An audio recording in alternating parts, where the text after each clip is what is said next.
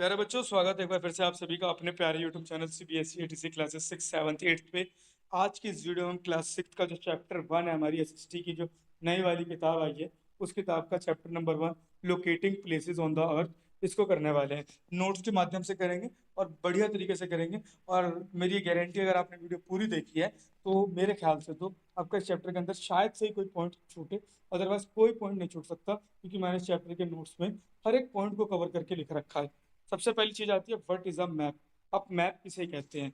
A map is a drying of the earth surface और a part of it. एक जो map होता है ना, ये ड्राइंग होता है अर्थ सरफेस का और अ पार्ट ऑफ इट, और इसका किसी भाग का। It help us to locate places and understand distance and direction. ये हमारी सहायता करता है लोकेट प्लेसेस, जगह को पता लगाने में, और अंडरस्टैंड करने में डिस्टेंस एंड डायरेक्शन, दूरी का पता लगाने में, और साथ ही साथ दिशा का पता लगाने में भी हमारी सहायता करता है। Maps are useful in navigation, planning and learning geography. Map जो होता है हमारे लिए काफ़ी ज़्यादा उपयोगी हो जाता है नेविगेशन करने में, मतलब रास्ते को पता लगाने में, प्लानिंग करने में, किसी चीज़ के बारे में प्लान कर रहे हैं, या फिर लर्निंग ज्योग्राफी, अगर हम भूगोल को पढ़ रहे हैं तो उसमें हमारे लिए काफ़ी ज़्यादा महत्वपूर्ण इंपॉर्टेंट हो जाता है। Types of map. मैप कितने प्रकार के होते हैं? Physical map show natural feature like river, mountain, desert. Physical map वो मैप होते हैं जो आपको नेचुरल फीचर्स दिखा रहे होते हैं, जैसे कि नदियाँ, पहाड़ और रेगिस्तान वगैरह, ये सारी चीजें। Political map show countries, state, cities, boundaries. Political maps वो मैप्स होते हैं जो आपको अलग अलग कंट्रीज दिखा रहे होते हैं, अलग अलग स्टेट दिखा रहे होते हैं, राज्य दिखा रहे होते हैं, अलग अलग शहर दिखा रहे होते हैं, अलग अलग बाउंड्रीज दिखा रहे होते हैं।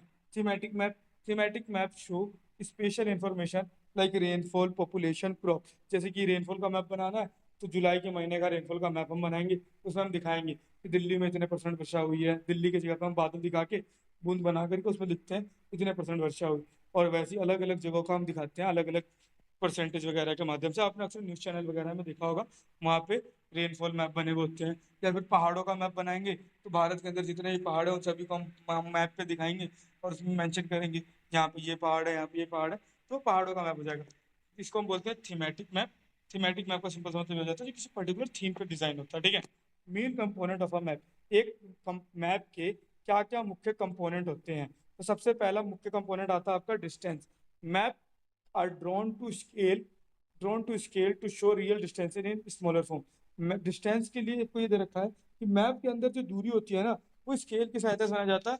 और स्केल के अंदर कुछ इस प्रकार का यूनिट रखा जाता है जो फिक्स यूनिट होता है, जो आपका मेन मैप से थोड़ा सा मतलब स्लाइटली डिफरेंस हो सकता है। सॉरी, गलत बता दिया। आप देखेंगे मैप में, अगर आप तो बड़े से मैप में अगर आप देखते हैं तो दिल्ली आपको छोटी सी दिखाई देती है। और अगर आप वहीं दिल्ली को एक्चुअल में देखते हैं तो कितनी बड़ी दिल्ली है। मैप में आपका लगभग एक एक उंगली की इतनी दिल्ली होगी मैक्स। और वैसे देखते हो तो आप कितना लंबा चौड़ा दिल्ली है। तो एक पर्टिकुलर स्केल यूज कर रखा है, जैसे कि 1,000 किलोमीटर के लिए हम 1 सेंटीमीटर, 10,000 किलोमीटर के लिए 1 सेंटीमीटर, इस प्रकार से यूज करके हम डिस्टेंस को कर रखा है मैप के अंदर हमने।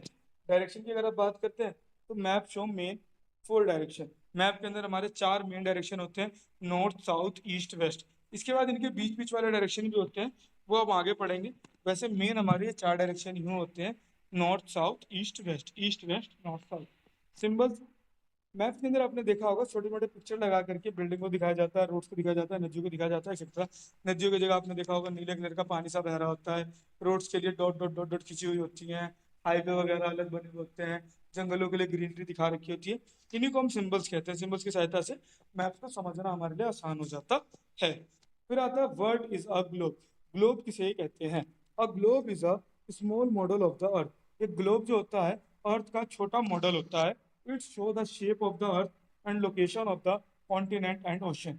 ये जो होता है हमारे को अर्थ का लोकेशन बता रहा होता है, location of the continent, continent के लोकेशन, एंड ओशन, और ओशंस की भी जानकारी दे रहा होता है। It helps to understand the real shape and rotation of the earth. ये हमारी सहायता करता है समझने में रियल शेप, क्या रियल शेप है, और क्या रोटेशन ऑफ द अर्थ, किस प्रकार हमारा अर्थ रोटेट हो रहा है, ये सारी चीजें। Lines on the globe. Globe के अंदर आपने लाइन देखी होंगी। Line on the globes help us to locate places. Lines की सहायता से हम पता लगा पाते हैं, लाइक इधर वाले में इतने पे, उधर वाले में इतने पे, जैसे चेस में होता है ना, थर्ड कॉलम, फोर्थ रो, उस प्रकार से आप पता लगा पाते हैं फोर्थ रो के थर्ड कॉलम में कौटी है। उसी प्रकार से इसमें डिग्री वगैरह के माध्यम से होता है। आपने रियल लाइफ मैप में देखा होगा, ये जो लाइंस होते हैं ना, इनको हम लेटीट्यूड्स और लॉन्गिट्यूड्स कहते हैं। ये जितनी भी लाइंस आप देखते हैं मैप के अंदर, इनको आप लेटीट्यूड या फिर लॉन्गिट्यूड कहते हैं। अब लेटीट्यूड क्या होते हैं? Latitudes are horizontal line.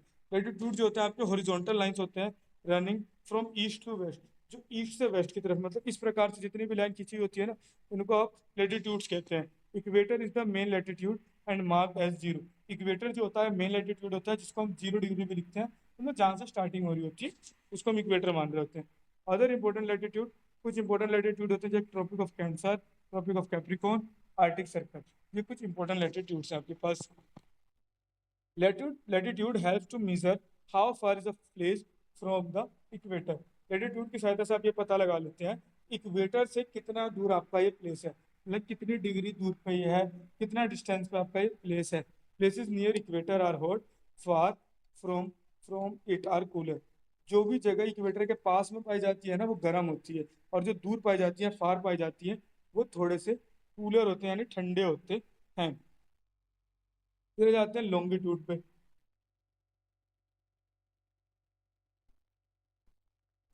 Longitude क्या होता है?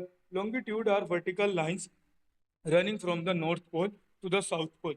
लॉन्गिट्यूड जो होते हैं वर्टिकल लाइंस होते हैं, मतलब इस प्रकार की लाइन होती है जो कि नॉर्थ पोल से साउथ पोल की तरफ जा रही होती है। The prime meridian is the main longitude marked as 0 degree.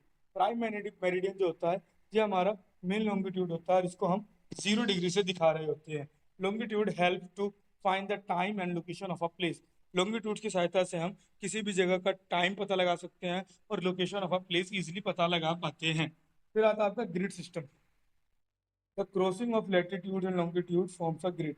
जो क्रॉसिंग होता है लॉन्गिट्यूड और लैटिट्यूड का, इसकी सहायता से ग्रिड बनते हैं। मैं आपको यहाँ पे बना के दिखा देता हूँ। लाइक ये हमारा अभी अभी हमने पढ़ा ना, ये हमारा सीधे वाले होते हैं लॉन्गिट्यूड और ये लैटिट्यूड। अब इसके बीच में ये ग्रिड बन गया है ना, इन ग्रिड की सहायता से हम किसी भी जगह को आसानी से पता लगा पाते हैं कि कौन सा प्लेस किस ग्रिड में या फिर कहाँ पे प्रेजेंट है। The grid helps locate any place on the earth exactly. Grid की सहायता से आप किसी भी प्लेस को पूरे अर्थ पे एग्जैक्टली और इजीली फाइंड आउट भी कर सकते हैं। इंडियन इंडियन प्राइम मेरिडियन या फिर IST। India use 82.5 degree east longitude as the standard meridian. India जो है 82.5 degree east longitude standard meridian मानता है। और Indian standard time IST is 5 hours 30 minutes ahead of Greenwich mean time. और India का जो टाइम होता है, इंडियन स्टैंडर्ड टाइम जो होता है जिसको आप IST कहते हैं, ये 5 hours 30 minutes ahead plus 5 hours 30 minutes होता है। और Greenwich mean time, Greenwich mean time बीच वाले टाइम को ग्रीनविच मीन टाइम कहते हैं। इसके राइट साइड में जितने भी आते हैं आपके, उनमें प्लस का टाइम चलता रहता है, और लेफ्ट में जो आते हैं उनमें माइनस का टाइम चलता रहता है। This help us to this help to keep the same time across the country. इसके माध्यम से ये होगा, जब आपने IST फॉलो कर लिया तो पूरे के पूरे इंडिया के अंदर आपका एक टाइम है। वैसे ही हर कंट्रीज का अपना अपना एक स्टैंडर्ड टाइम जोन भी होता है। टाइम जोन की अगर आप बात करते हैं, the earth is divided into 24 time zone. Earth को हमने टोटल 24 टाइम जोन्स में बांट रखा है। Each time zone covers 50 degree of longitude. हर टाइम जोन के अंदर लगभग 15 डिग्री लॉन्गिट्यूड आ जाता है।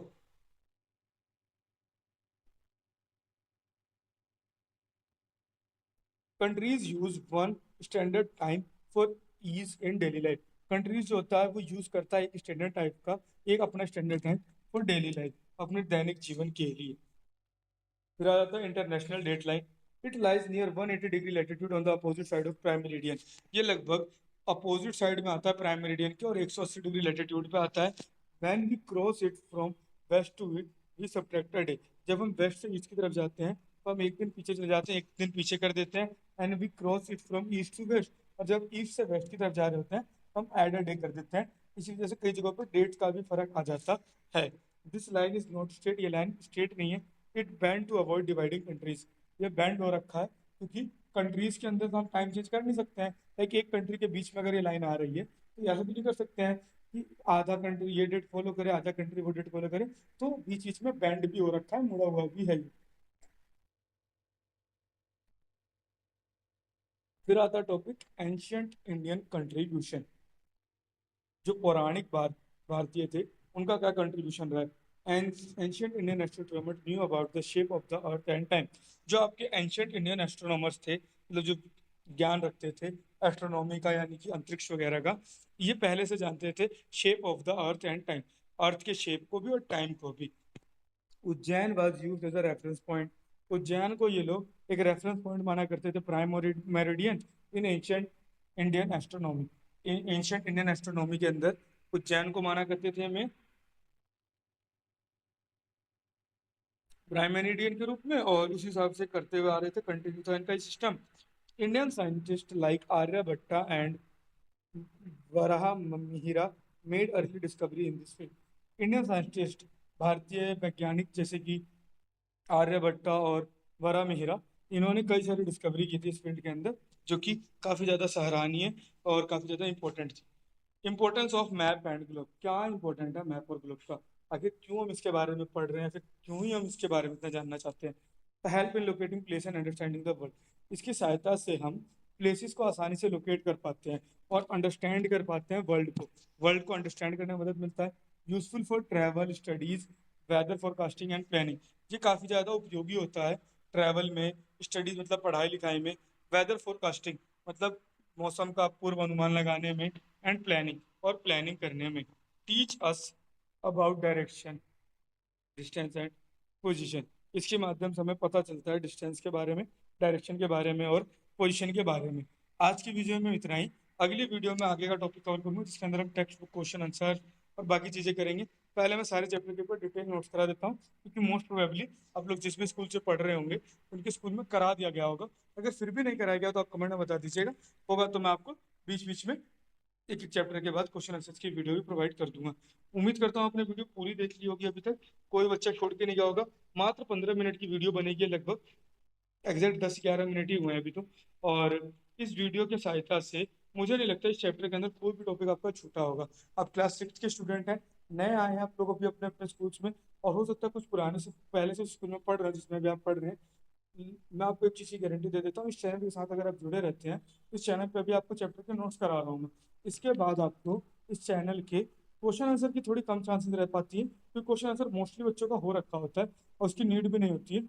और मैं एग्जाम के टाइम पे आपको एक ऐसी सीरीज देता हूँ जिसके अंदर से आपके डायरेक्ट क्वेश्चन एग्जाम्स में भी आ जाते हैं कई बार। क्यों? क्योंकि कई सालों का एक्सपीरियंस है, कई सालों के बच्चे को पढ़ाए हैं, पेपर्स पढ़े हैं, और उनकी सहायता से मैं बता सकता हूँ किस प्रकार का पेपर लगभग आता है। तो जुड़े रहिएगा हमारे चैनल के साथ, और ये वीडियो अपने दोस्तों के साथ जरूर शेयर कीजिएगा। अगर आप अपने दोस्तों के साथ शेयर करते हैं उससे कई सारे फायदे होने वाले हैं। हो सकता है वो इस वीडियो को देखे और उनकी हेल्प हो जाए, तो हो सकता है वो आपके साथ वो भी पढ़ रहा हो और वो भी आगे किसी को भेजे तो किसी और की मदद होती रहे। तो इस प्रकार से है ना, एक चेन सा फॉर्म हो जाएगा और सभी की सहायता लगभग हो जाए करेगी। मिलते हैं अगली वीडियो में, जब तक के लिए धन्यवाद। ऐसी वीडियो के लिए हमारे चैनल के साथ जुड़े।